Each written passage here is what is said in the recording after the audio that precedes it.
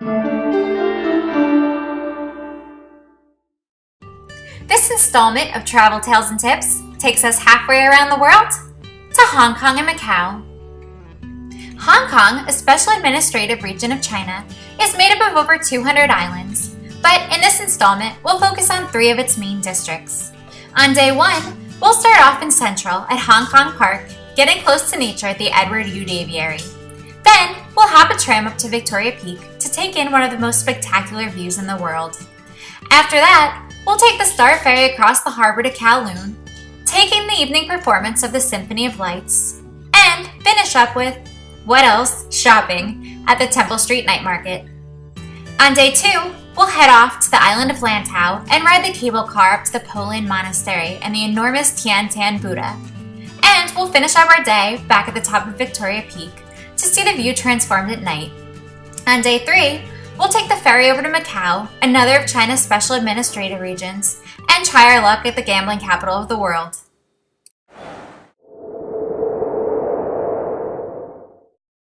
Welcome to Hong Kong, where East truly meets West, capital of consumerism, where everyone's favorite pastime is, you guessed it, shopping. But when you get tired of the shopping and need a break, a park like this is a great oasis away from the city. Hong Kong Park provides a peaceful place for locals and visitors alike to get away from the city's busy streets. Situated right in the middle of things, in Central, you can see the city all around you, towering over the park, while still relaxing in a natural setting.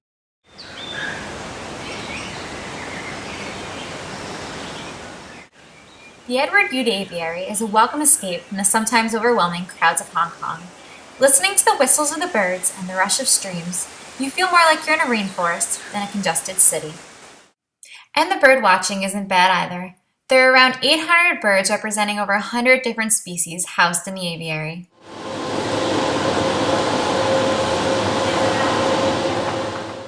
However, the hustle and bustle of a big city isn't necessarily a bad thing either.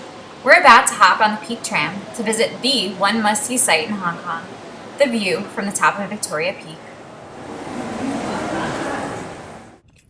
At just over 1,800 feet high, Victoria Peak provides a commanding view of the city below and the surrounding area. And a view like this doesn't come cheap. The real estate at the top of the peak is reported to be the most expensive in the entire world.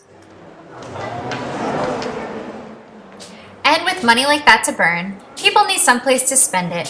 Hong Kong does not disappoint when it comes to shopping. As a destination known for international trade, it's no surprise that every major name brand seems to be represented here.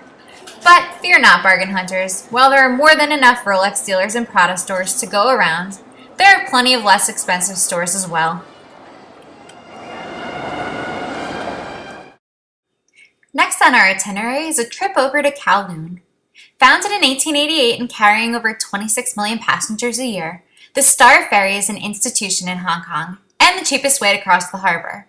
Although there are other ways to get to Kowloon, like the metro, this ride is a must for all visitors to Hong Kong, providing amazing views of both sides of the city from the water.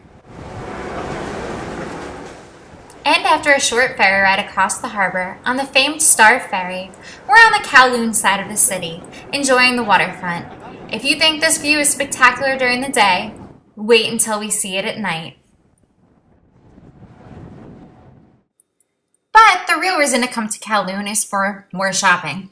You'll find plenty of places to spend your money, but if you come across a more authentic shop, be sure to take the opportunity to check those out as well. We're here at Victoria Harbour waiting for one of Hong Kong's main attractions, the Symphony of Lights, every night at 8 p.m. Lasting about 14 minutes, featuring 44 buildings, lasers, and coordinated music, the Symphony of Lights is a major tourist draw each evening. It's also the world's largest permanent light show. Arguably, the best place to watch from is from the Avenue of the Stars on the Kowloon waterfront.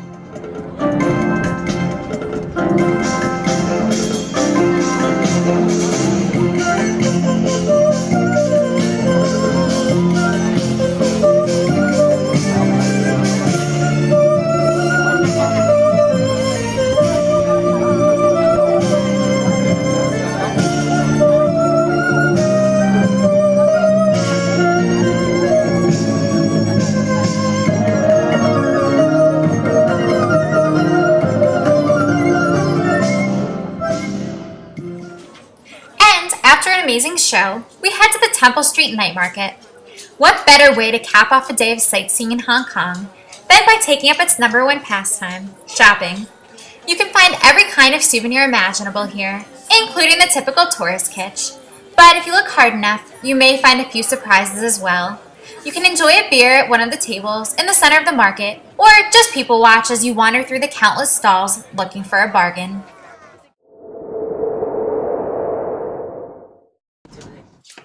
And it's day 2 here in Hong Kong. We got up early this morning to utilize the great city transportation system and took the metro out to the Tung Chung station in Lantau to hop the Nagong Ping cable car. The ride, which lasts approximately 25 minutes, takes you up to the Polin Monastery, home to the Tian Tian Buddha, better known as the Big Buddha. From the cable car station, it's a 10-minute walk to the monastery and only 268 steps up to the Buddha. The monastery, which translates to Precious Lotus, was founded in 1906 and is worth a visit, if for nothing else than its colorful architecture. At 112 feet tall and weighing in at 280 tons, the giant bronze Buddha is one of the largest in China.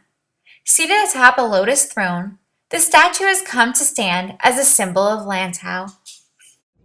And we're capping off our evening at Victoria Peak to get a view of the city from above at night. If it's possible, the view from up here is even more spectacular than during the day. If you like Las Vegas, you're gonna love Macau, the gambling capital of Asia. It has the biggest casinos in the world. Macau, owned by the Portuguese until 1999, in the same way that Hong Kong was owned by the British until 1997, has its fair share of historic lanes and buildings. But its biggest draw is the 33 casinos it houses. The Chinese love to gamble, and this is the only place in the country that they can do it legally. Billed as the Monte Carlo of the Orient, gambling makes up over 40% of Macau's GDP. The Venetian, its biggest casino, is the picture of opulence. At over 10 million square feet, it is the largest casino in the world, and the 6th largest building in the world by floor area. Completed in 2007, it is modeled after the Venetian in Las Vegas. The exterior features large-scale replications of Venice sites such as Doge's Palace, the St. Mark's Bell Tower, and the Rialto Bridge. The interior, like its sister in Las Vegas, features canals with gondoliers serenading tourists, and shops decorated to look like the Venetian Gothic buildings you would find lining the canals in Italy. But Macau isn't all gambling and casinos. There's a lovely historic side to the region that's not to be missed as well. Colonized by the Portuguese in the 1500s to establish a trading port in the east, Macau would remain in Portuguese control for the next 4+ centuries. All that time influenced both its culture and architecture. The best place to get a look at the city's colonial architecture is at Largo do Senhado. Wavy black and white tiles decorate the square and the surrounding lanes, reminiscent of the streets of Lisbon. And don't miss the St. Paul Church, or what's left of it. Built in 1602 out of wood, only its entrance was made of carved stone.